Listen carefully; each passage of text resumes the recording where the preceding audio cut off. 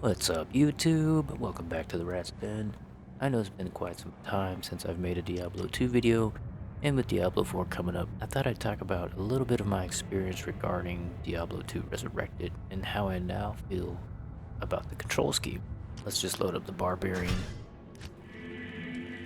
So as you can see here, I've done some upgrades over time. Top right corner, we've got Afterburner running the display for all of our specs, the ones that I think are kind of important to me. I'm still rocking the 5700G.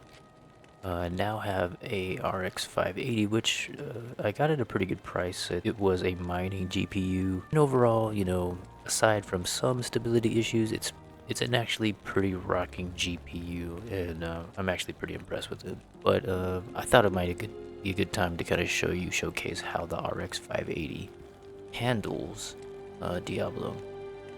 So right now I've got the game set at 1440p with a little bit of a upscaling going on. I'll show you what I mean. Here's the resolution, and Blizzard has a weird way of doing things for their resolution, but it automatically spec'd to the screen that I have. I have a 1440p screen. But I've set the resolution scale to about 90, and that's actually not too bad. It's 10% basically off of 1440p, so I don't know where we're at, what that equates to, but we're not at its entire native resolution. I've upped the sharpening to about 10, and for the most part we've done a high-medium mix, and from what I'm seeing so far, the RX580 is actually a pretty good card for high and medium mixes on most games. Now, future games, probably something like Plague Tale, Requiem, what else? The Last of Us-ish. Those games are going to be demanding, and you're probably going to have to dial back to even medium or low. But for the most part, I think this is where the RX580 lives. But aside from that, it's not a bad card, and if you can get one that's fairly new, barely used, barely mined on, then you might have a little bit more success than I have when it comes to stability. Because from time to time I do see a lot of crashes with this particular card, but I think I've ironed out all of the settings here to where I can have a substantial experience within Diablo, and it looks, quite amazing. Zooming in to the character detail, the textures around, I've kind of pulled back some of the effects, and it looks pretty damn good. So let's just get into a quick battle real quick. Classic.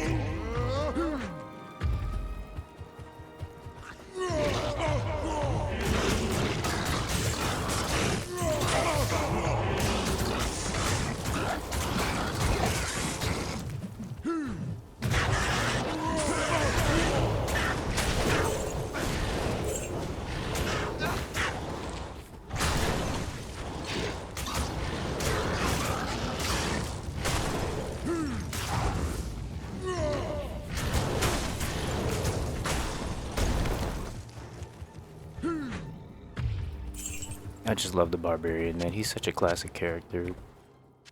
But with that said, let's talk about the main reason why we're here, and which is to talk about the controller.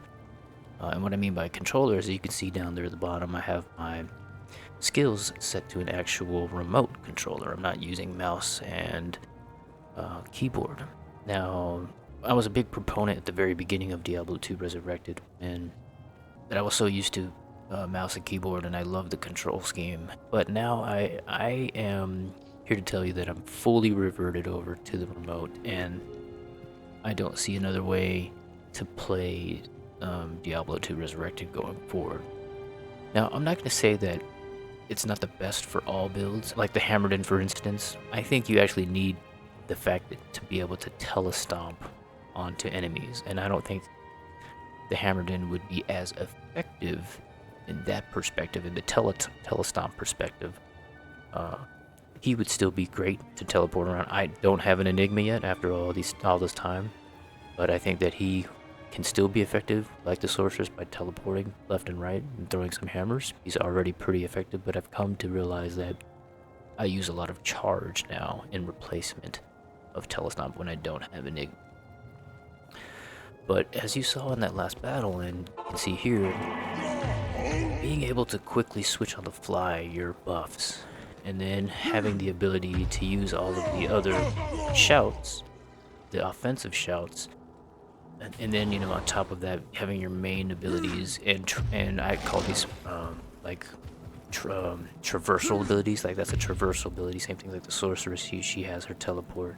The paladin has charge and so forth. It just feels a little more connected against, and I never experienced that prior to Diablo 2 Resurrected, not using a controller.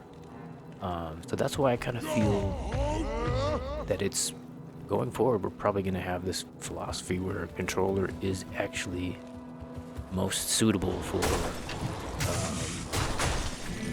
Diablo 2 Resurrected. I mean, going in here and being able to just on command, especially the whirlwinds, like the way that you command whirlwind on the keyboard back in the old school days, it just felt a little clunky. But now it feels like very, very cohesive, very concrete.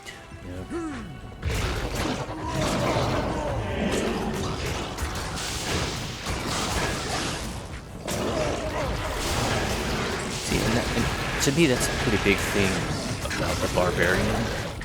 Is he has all of these abilities, and every character has all these abilities, and I feel like having the remote control has opened up so many of these abilities. Again, shouts, all those 3 shouts are different shouts mapped on Y, RB, and RT, and my buffs are mapped on the switch of Y, RB, and RT, right?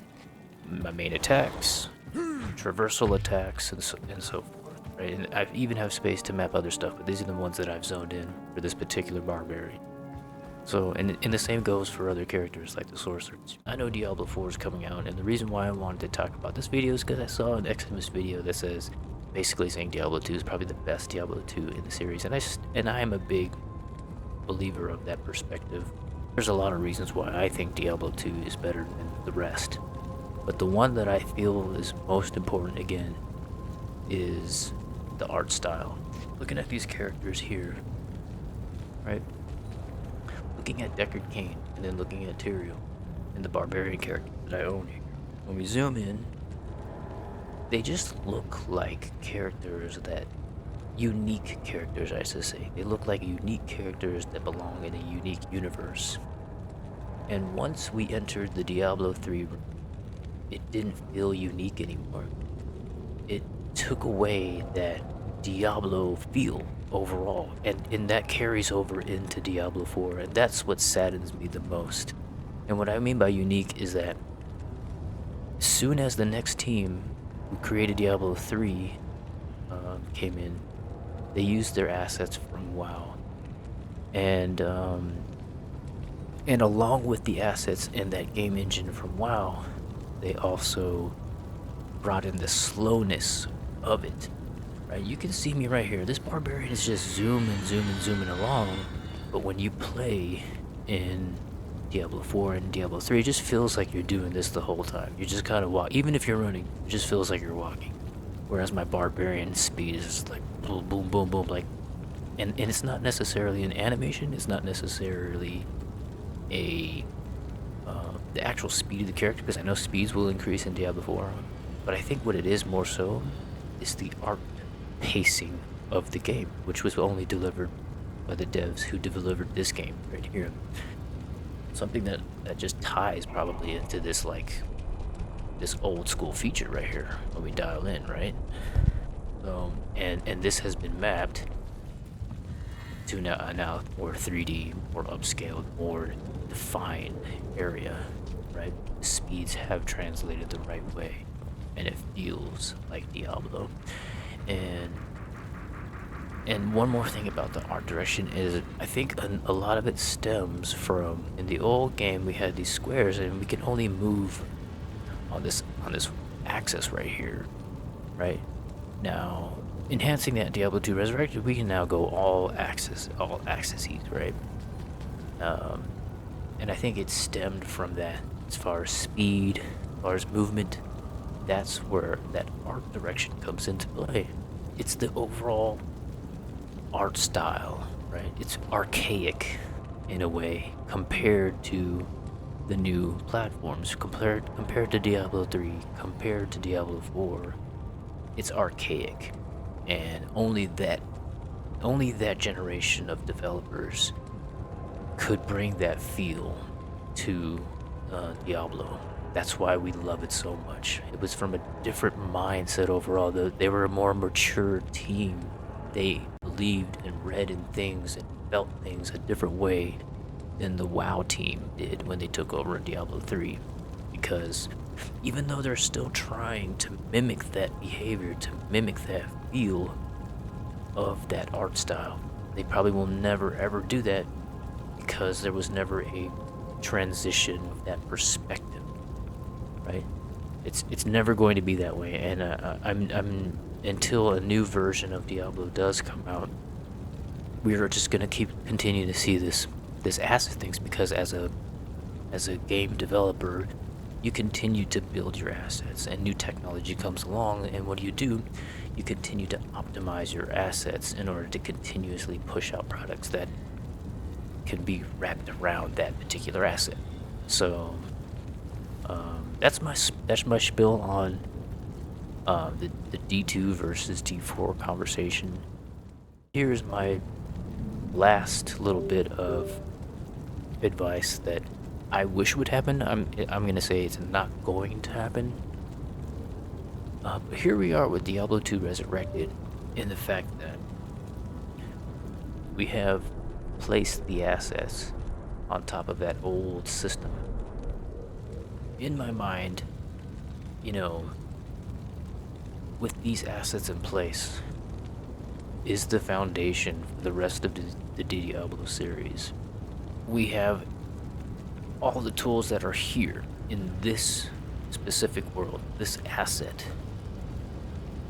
It needs to carry forward and be less WoW. Don't mesh the two assets together. WoW should be WoW, leave it be WoW.